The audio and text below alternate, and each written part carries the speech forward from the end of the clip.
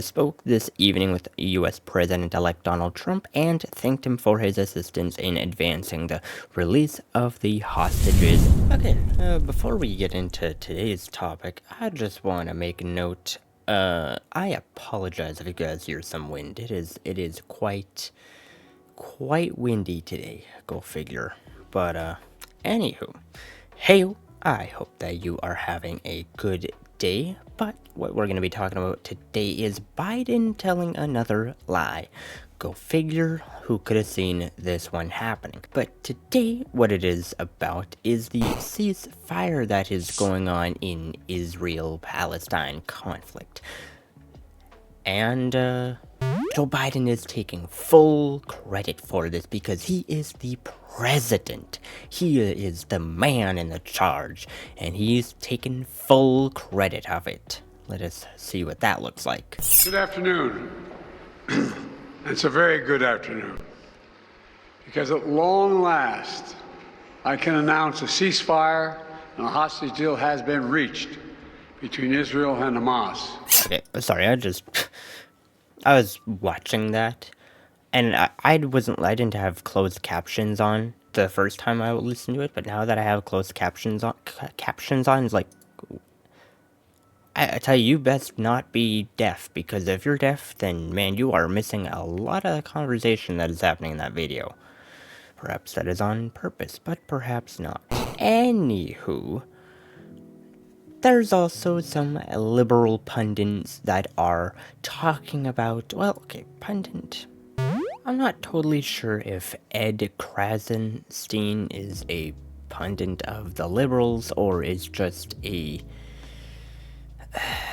mock-up of liberals. I don't know what is up with him, because sometimes he'll post things that are something that seem like sarcasm, sometimes it's not, so I'm not totally sure. However, what I do know is he is a liberal pundit, and like the liberals, they all agree with what the liberals say, all agree. Hoorah, they all agree. They don't have any personal thought going on here. They just, yep, my media is correct. And he says, for those who don't know, Joe Biden is president. He got the deal done, not Trump. This is really sad. And he shares a photo of Donald Trump saying, "We have a deal for the hostages in the Middle East. They will be released shortly. Thank you." And he's just bringing up how Biden is president and that he did it, and so therefore it could never have been Trump. Well, if we take a closer look at what has all transpired, then this ceasefire happening might make a little more sense with a little bit of context added to why the ceasefire happened, because they've been at it for a year, or they've been at it for a long while, and nothing has happened. But strangely enough, just before Trump is about to be in office, all of a sudden, ceasefire happens, and it's gonna get into works, and yeah. Why is that? Well, let's look at the context real quick. If those hostages aren't back, I don't want to hurt your negotiation. If they're not back by the time I get into office, all hell will break out in the Middle East. And it will not be good for Hamas, and it will not be good, frankly, for anyone. All hell will break out. I don't have to say anymore, but that's what it is. So, now let us go back here. Do you think the person who is actively claiming they're gonna give you it all, they're gonna give you heck, if what he says doesn't happen, would you rather follow this person's voice because he is speaking quite strongly, or would you rather listen to the person who is potentially not even in leadership? Who would you be listening to? Would you be listening to this dude claiming all heck will break loose, or this dude who's a sham? Who would you listen to? Well, we don't even need to conspiracize about this, because I didn't know this, but Prime Minister of Israel has that's an account on X? I didn't know that, but apparently they do. And they said Prime Minister Benjamin Netanyahu, I think that's how you pronounce that, spoke this evening with US President-elect Donald Trump and thanked him for his assistance in advancing the release of the hostages and for helping Israel bring an end to the suffering of dozens of hostages and their families. Well, look at that. Case closed. There's nothing else to be added here, nothing to be taken away.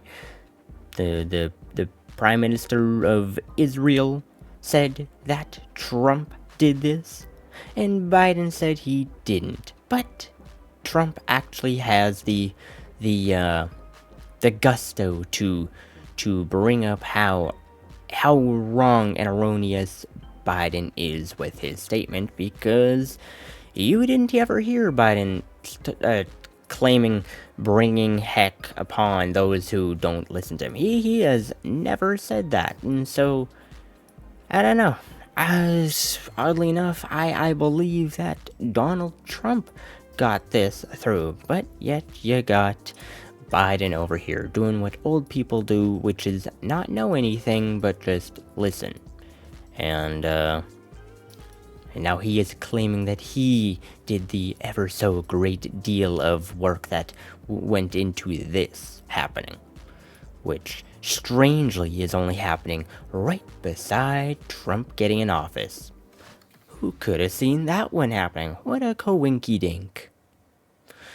But anywho, if you're here just for the news clippings, then this part is not for you, because I'm done. I'm not going to talk anymore about this. I'm going to talk a bit more personal stuff. The reason why I didn't post a video yesterday is because I took that day to learn something about myself and how my body actually reacts to eating food, which is strange to say because I like eating. I like creating food, I like eating food, but I don't ever actually pay attention really to what the food does to my body specifically. I don't really pay attention to that.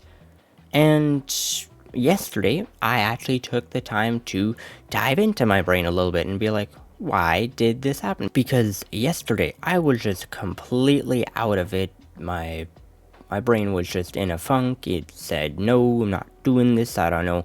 I'm not in the mood. I'm not yada yada, all of that. And I questioned, why is this happening? Like, because yesterday, or the day before, I was like, go get her kind of attitude. But that day, I was just in a glum. But why? Because nothing really happened to me. Why was I in that mood? And it turns out, I'm assuming, it has to deal with my diet as to why. Perhaps you would call it a sugar crash.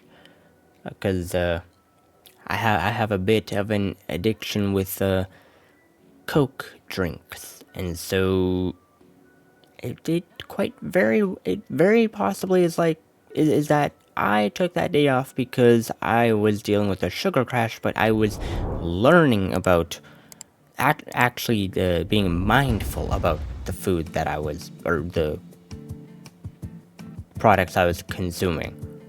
So perhaps things will get better off now that I know this, and I most certainly will not actually indulge, because if I know that something is bad for me and I understand why it is bad for me specifically, and what it deals with me and all that, it's a lot easier to break off of something if that is something that comes to mind. So hopefully this is something that will stick and that I'll just not do that again, because I just did not like what happened yesterday. It was a whole glum of nothing, and it was annoying, because I wanted to do something, but I just was not in that headspace at all. Anywho, I think that is just about all I had to say about today. So I hope to see you tomorrow, but until then, have a good one.